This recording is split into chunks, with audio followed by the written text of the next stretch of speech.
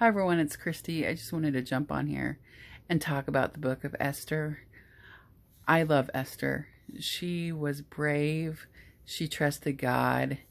And so I'm going to go into a little detail about Esther, not the whole story. So Esther was an orphan and she was Jewish and she became a Persia's queen. And her uncle Mordecai raised her. Now, when Esther was queen, there was a bad man named Haman, and he had tricked the king into signing a decree in regards to killing the Jews. And so then Mordecai heard about it, and Mordecai sent a message to her saying, "This is what's going on." Well, Esther, back then, you couldn't go to the king's unless he invited you, or you could be killed, or something could happen. So she, said that back to him, I can't do that.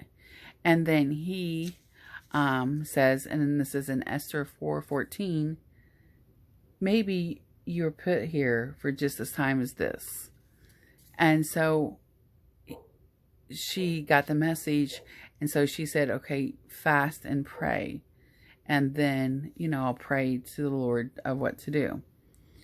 Well, Haman got what was coming to him, and Esther and the Jews, they lived. You can read more about it. But, I think that we need to start being more like Esther in the world today, especially for what's going on. Esther was brave. She was fearless. She knew that maybe she could get killed, but she did it anyway, or she could get in trouble, but she did it anyway. And, I was watching the news, not the news, I was reading the news, I should say, and I was seeing that in New York, you had to have papers stating that you had the jab. And I was thinking, what is this, 1938 Germany? Because the Jewish people had to have papers saying that they were Jews to go anywhere. And that's exactly what it's like now. And I used to think, how did they allow it to happen? Exactly this, and I'm just like, for the jab that doesn't even prevent you from getting it. And, you could, I've read tons of reports of things that could happen to you from getting it. You could go on the VAERS, I think it's VAERS website, and it will tell you, and they're trying to make the people fight against people who are getting it and people who are not. I think that should be a choice. Now they're starting to mandate that in the military. Why are they doing that? You have to ask yourself, why is this happening? And what can I do? Maybe it's just to pray. Maybe it's just to pray and say, Lord, what can I do? Lord, help America. Maybe that's just what you're supposed to do. Or maybe you're supposed to run for public office or the school board.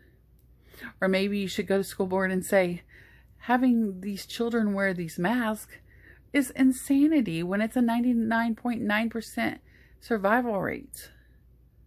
Something else is going on. I feel it, and people need to wake up.